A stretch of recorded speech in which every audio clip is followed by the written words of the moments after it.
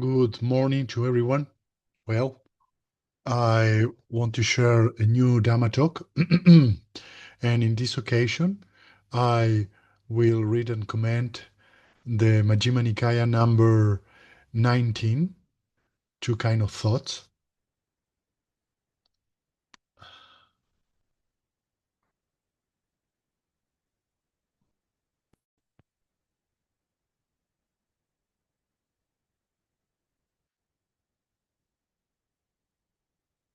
So the name in Pali of this sutta is Dvedavitaka Sutta, and I think it's very interesting. It's a very interesting sutta.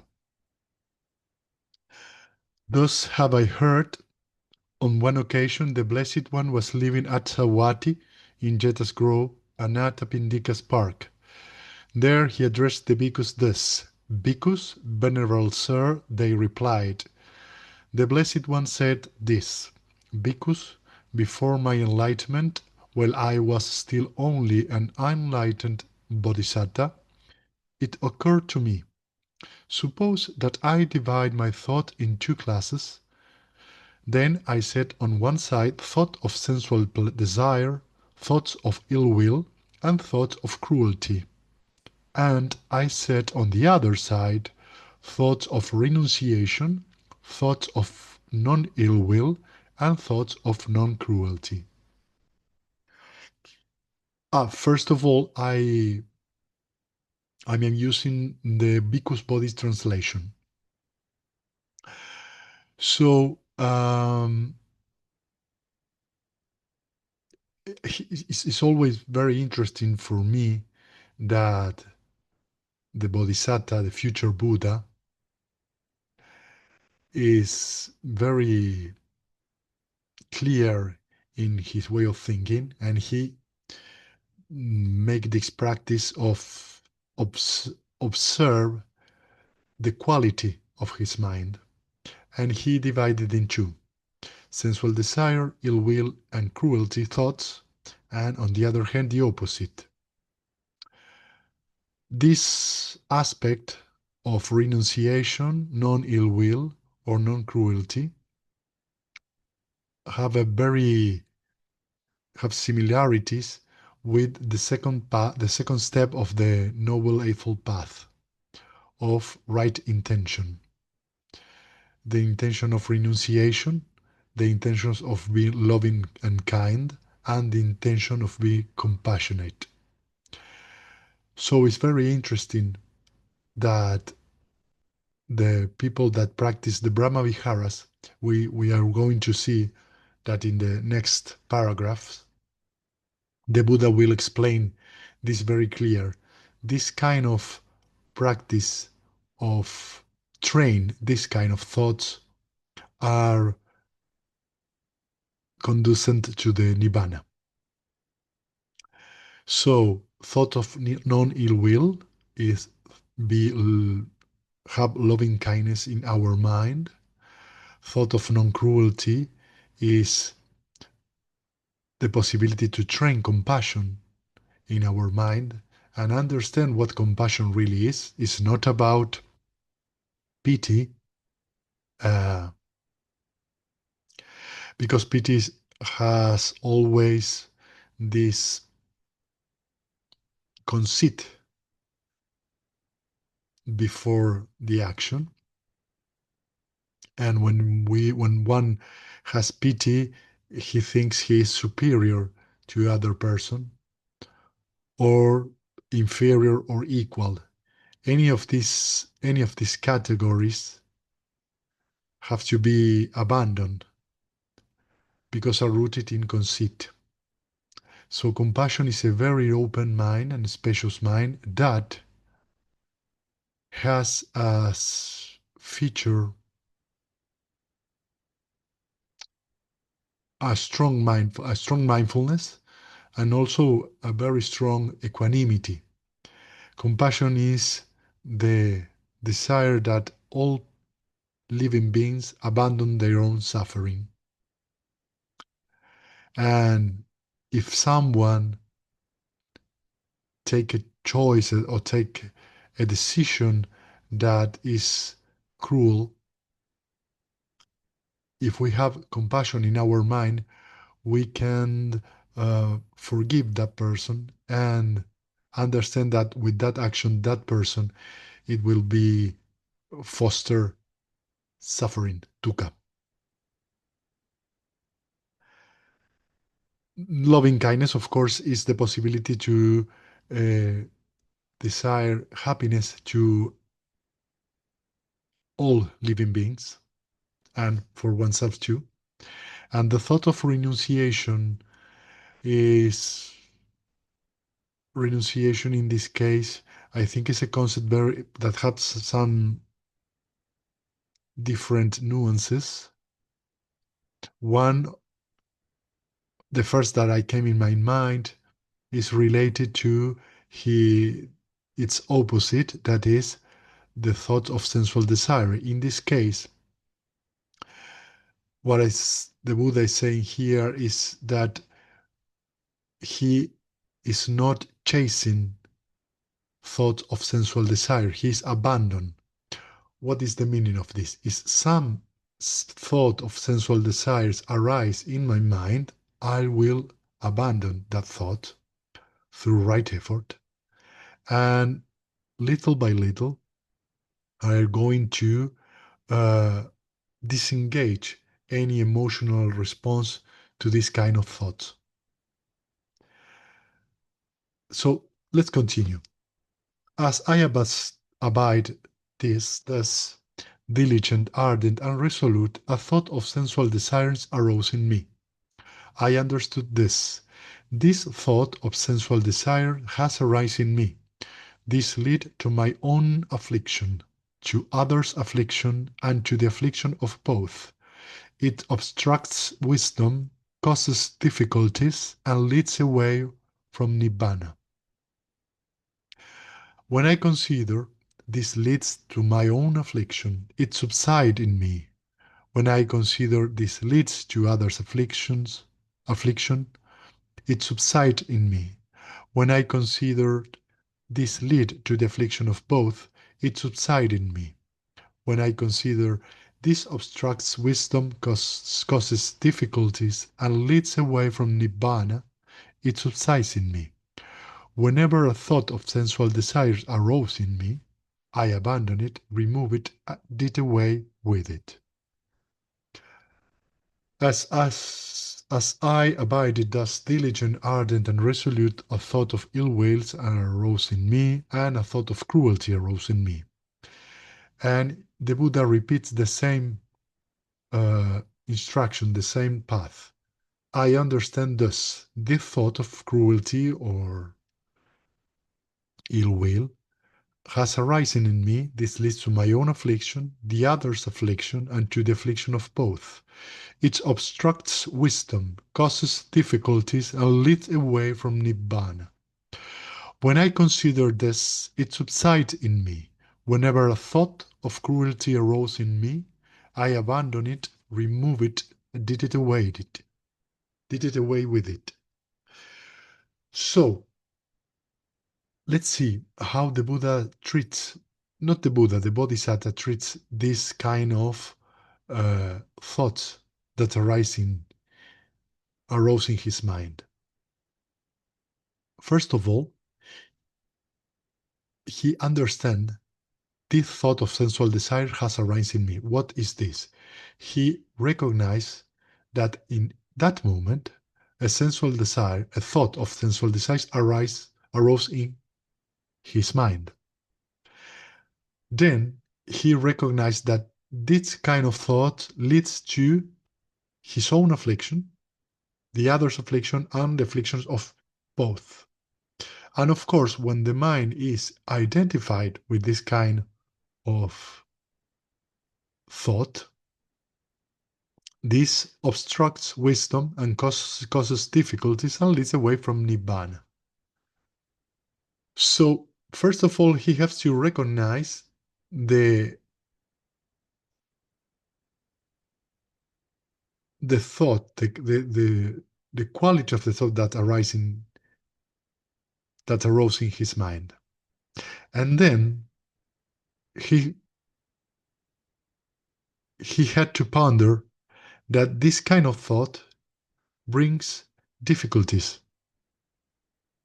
and is not the way to nibbana. This is a very interesting approach because when someone could practice like this, first of all, recognize the momentary state of mind and then release that the state of mind is if it's an unwholesome state of mind. When someone in his mind, in their mind, do this, they immediately will feel some kind of relief. And if after that they relax the the tension that they thought created, he will feel more release, more peace. And then you can return through a smile to your own object of meditation. Are the 6 R's.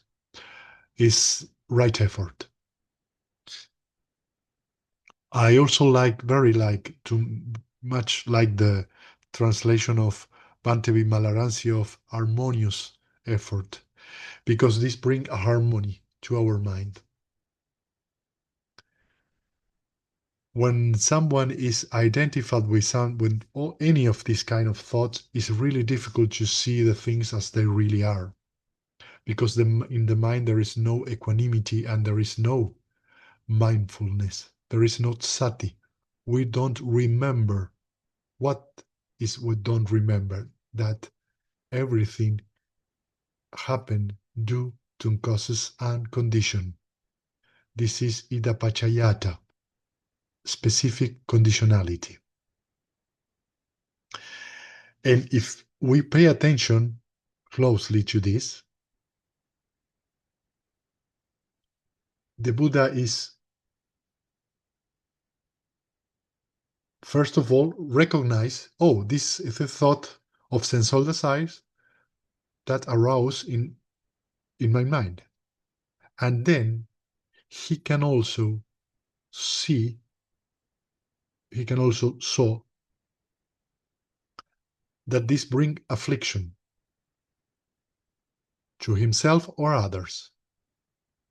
So what is he looking? He is looking this conditionality, specific conditionality. Every time that a sensual desires arise in our mind, we're going to feel some kind of stress or uh, insatisfaction. Because a sensual desire is, I want food, I want to hear something, I want to have sex, I want to, wherever it might be. But in that moment, we don't have that object of our desire. So in that moment, we are suffering. Not because the reason is because we don't have what we want at that moment. But if we abandon this desire with this sensual desire and we relax, we are going to feel relief. So this has two sides. The first one is my sensual desire that I want something that I don't have in this moment, here and now. And this moves a huge amount of energy to get what I want. And this brings a lot of problems. So this kind of not reasoning, but this kind of wisdom that the Buddha used here, is very interesting because he saw causality, he saw conditionality. Because when some sensual desires arise in my mind, that leads to my own affliction and the affliction of others. And when the Bodhisattva saw this leads to my own affliction, or the affliction of others, or the affliction of both. This it subsides this kind of thought, because he knows at that moment, he remember that this is unwholesome and it's not the way to Nibbana. It's not the path to Nibbana. So what I want to highlight here is that when when any one of us have this kind of reflection, and we saw this pachayata, this specific conditionality in our mind, and see what is in my mind now, how is this thought arose, and when I just let it go, I release that thought and I relax, and then I come back to my object of meditation or some wholesome state of mind. I can see this conditionality. My attention is nourishing the thought. If I stay out of that thought, if I just let it go, that thought, and my attention is not longer on that thought, I cut the fuel, and then this hindrance will disappear by itself. So this is something that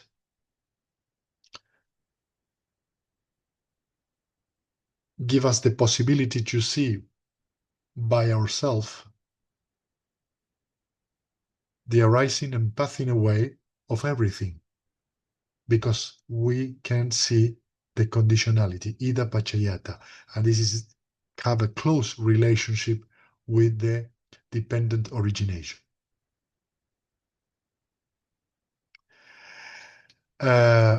Then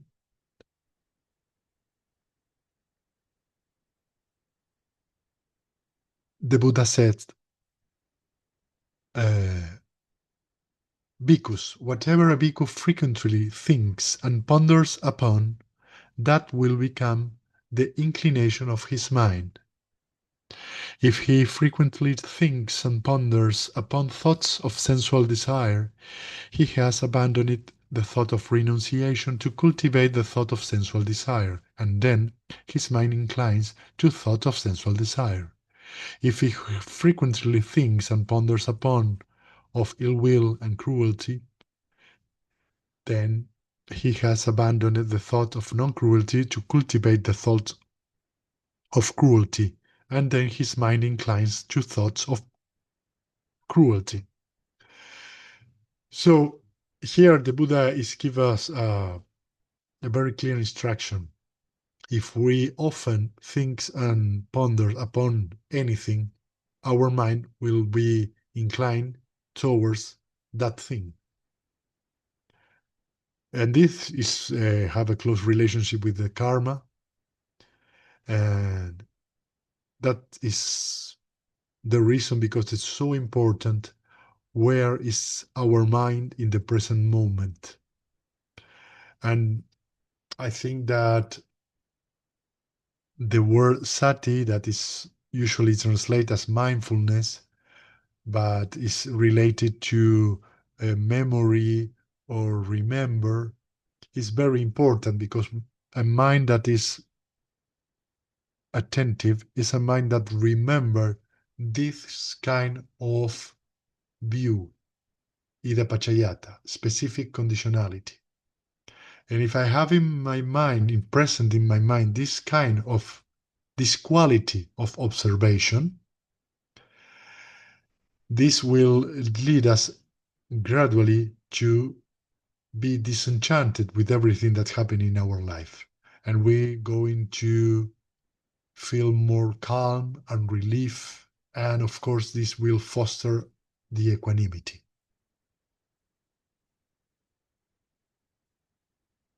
In other words, we have to be very careful where we put our attention. Because if we train or we insist to think over and over again we obsess with something, uh, the mind will be inclined to that kind of thought and, of course, that kind of identification. So with this sutta is trying to show us that we have a different, not only a different quality of thought, but also a different kind of uh, process our view. Just as in the last month of the rainy season, in the autumn, when the crops thicken, a cowherd would guard his cows by constantly tapping and poking them on this side and that with a stick to check and curb them. Why is that? Because he sees that he could be flogged, imprisoned, fined, or blamed if he led them straight into the crops. So too I saw in unwholesome state danger, degradation, and defilement, and in wholesome states the blessing of renunciation, the aspect of cleansing. So with this simile, the Buddha shows us like we can be like a cowherd. We have to check where is our mind, because if you don't are attentive where our mind goes, we are going to suffer. As I abided thus, diligent, ardent, and resolute, a thought of renunciation arose in me. I understand thus. This thought of renunciation has arisen in me. This does not lead to my own affliction or to others' affliction or to the affliction of both. It aids wisdom, does not cause difficulties, and leads to Nibbana. If I think and ponder upon this thought even for a night, even for a day, even for a night and day, I see nothing to fear from it. But with this excessive thinking and pondering and might tire my body, and when the body is tired, the mind becomes strained. And when the mind is strained, it is far from collectedness. So I steadied my mind internally, quieted, brought it to singleness, and concentrated. Why is that? So that my mind should not be strained. As I abided thus, diligent, ardent, and resolute, of thought of non-ill will arose in me, of thought of non-cruelty arose in me. I understand thus. The thought of non-cruelty has arisen in me. This does not lead to my own affliction or to the affliction of others, or to the affliction of both. It aids wisdom, does not cause difficulties, and leads to Nibbana. If I think and ponder upon this thought even for a night, even for a day, even for a night and day, I see nothing to fear from it. But with the excessive thinking and pondering and might tire my body, and when the body is tired, the mind becomes strained, and when the mind is strained, it is far from concentration or collectedness. So I steady my mind internally, quieted, brought to singleness and concentrated or collectedness or collected. Why is that? So that my mind should not be strained. So here is the other part of the reflection of the Buddha. He uh, observed that when some kind of thought of renunciation arose in his mind, he understand first of all, he recognized, and then he understand and saw that this kind of thought does not lead to his own affliction or the affliction of others or the affliction of both. What is the meaning of this? He feels relief and clarity of mind. This bring us calmness, calm, and also bring the possibility of, like it says here in the sutta, that this kind of thought aids wisdom. What is the meaning of wisdom? It's like I said before, help us to see things in a different way.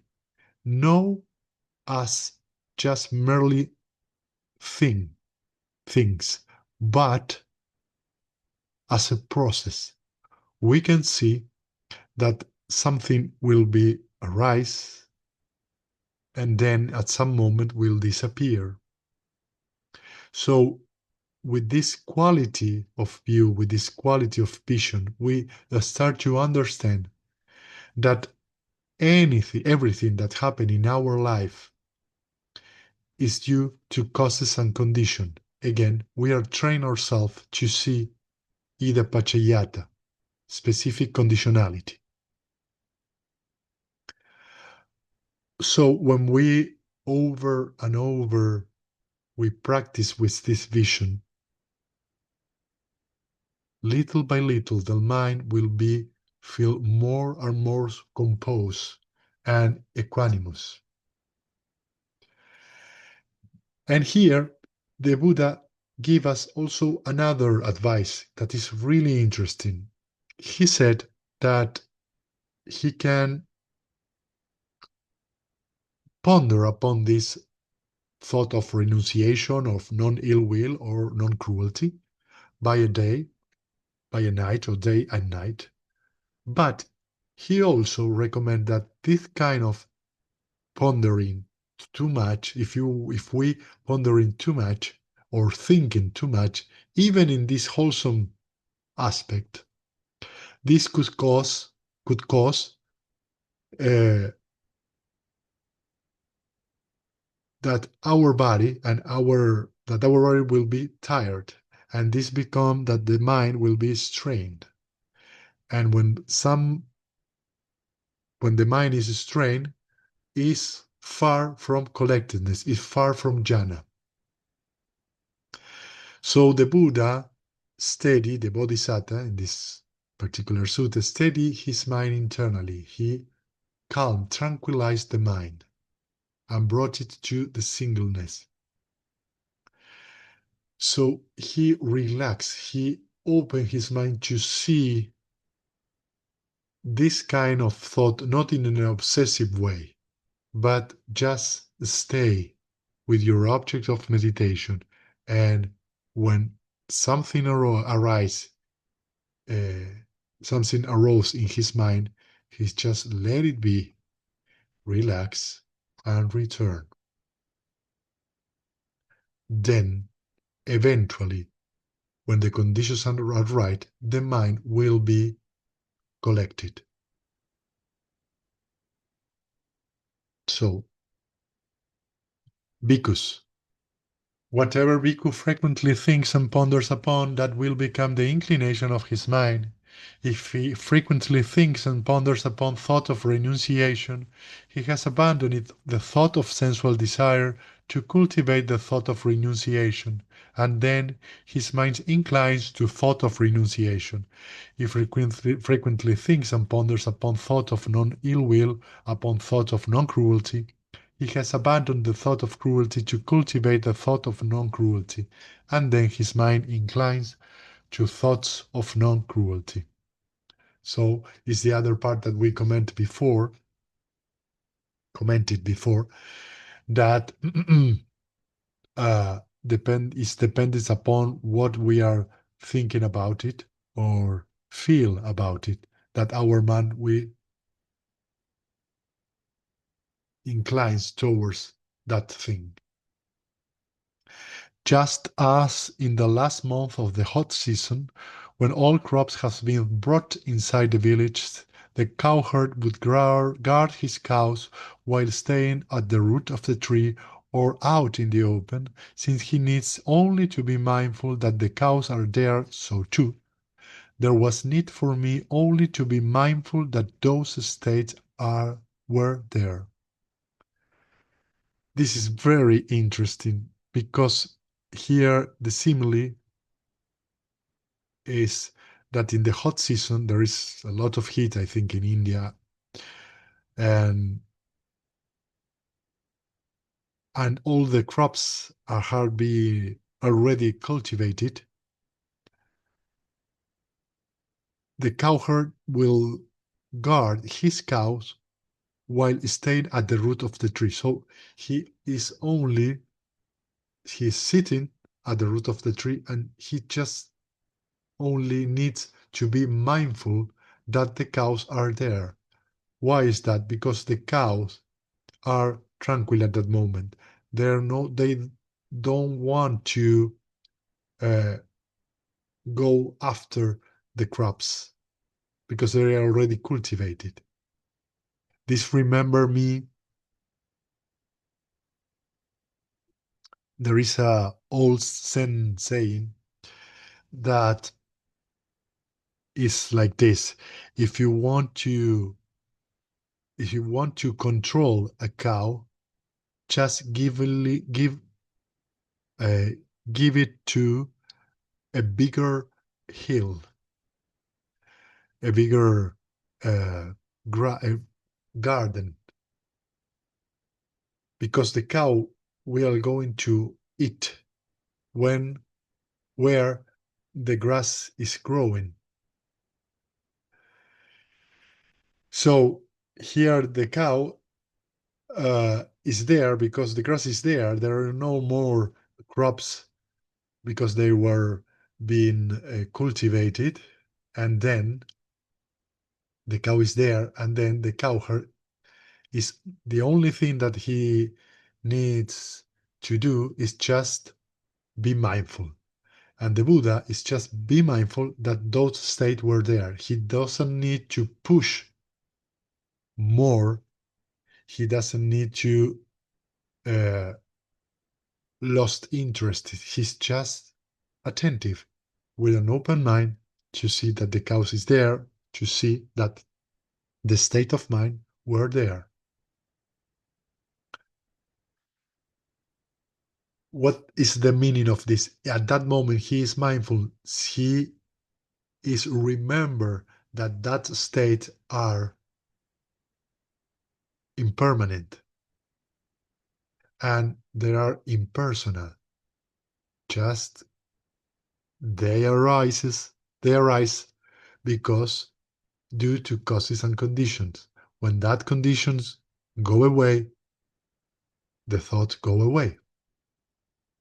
So, tireless energy was aroused in me and unremitting mindfulness was established. My body was tranquil and untroubled, my mind collected and unified. So, and here, quite secluded from sensual pleasure. Well, here, Bhikkhu Bodhi translation is describing the four jhanas and then the three tilakanas, the three knowledge. And here the Buddha is talking about his own awakening. So when this just observation, this calm and gentle observation to the state of mind was established in his own mind, the energy arose in him.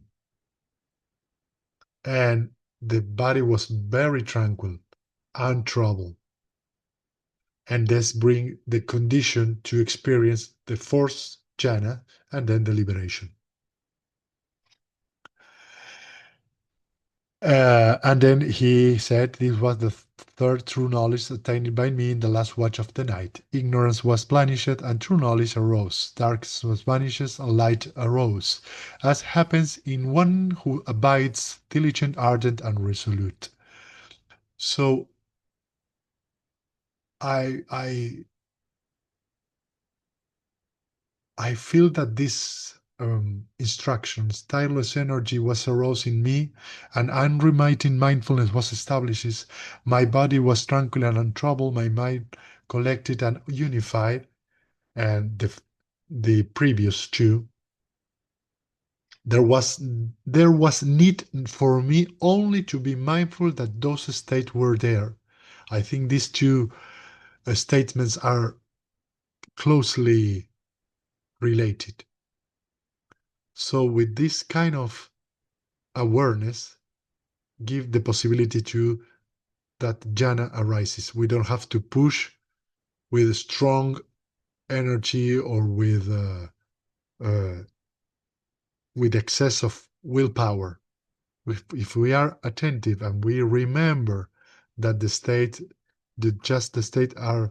will arise due to its own causes and conditions, and if that's those states are unwholesome, we have to recognize, release, relax, and return to our object of meditation. The jhanas will be unfolded by themselves. And this kind of practice leads directly to Nibbana. Suppose, because that in a wooded range there was a great low-lying marsh near which a large herd of deer lived. Then a man appeared desiring the ruin, harm, and bondage, and he closed off the safe and good path to be traveled joyfully, and he opened up a false path, and he put out a decoy and set out a dummy, so that the large herd of deer might later come upon calamity, disaster, and loss.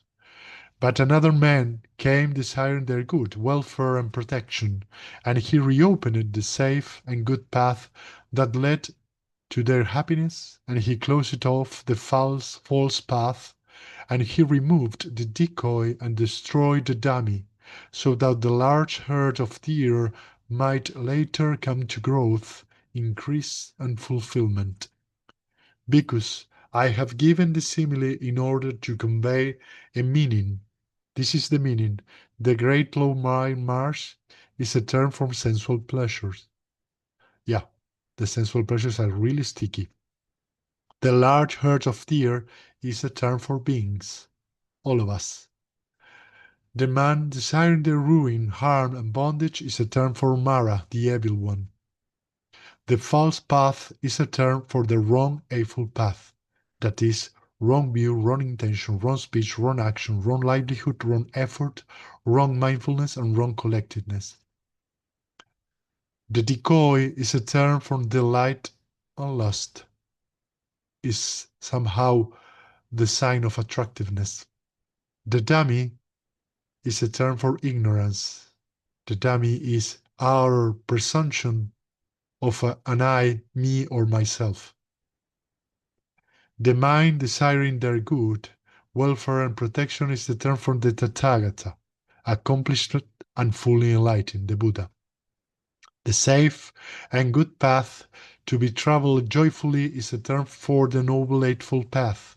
That is, right view, right intention, right speech, right action, right livelihood, right effort, right mindfulness, and right concentration or collectedness.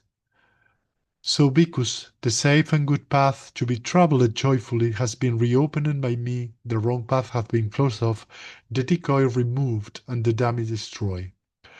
What should be done for his disciple out of compassion by a teacher who seeks their welfare and has compassion for them? That I have done for you, bhikkhus. There are these roots of trees, these empty huts. Meditate, bhikkhus. Do not delay, or else you will regret it later. This is our instruction to you. That is what the Blessed One said. The bhikkhus were satisfied and delighted in the Blessed One's words. I do not comment in this video the Eightfold Noble Path because I already commented in a different video, a previous video. In the future, I will deliver different Dhamma talk and I will comment again the Noble Eightfold Path. I think that we already gave a very nice summary and commenting what is the main aspect of this sutta. So we can now share some merit.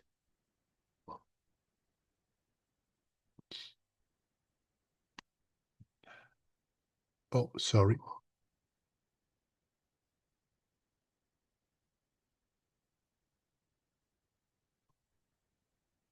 Wait a minute.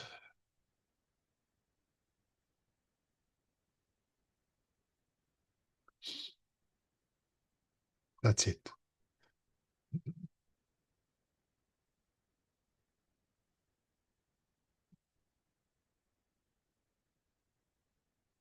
And now I can share it. Yeah, here it is.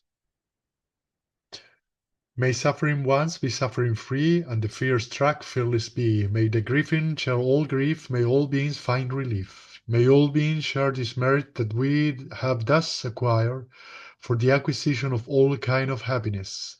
May beings inhabiting space on earth, devas and nagas of mighty power share this merit of ours.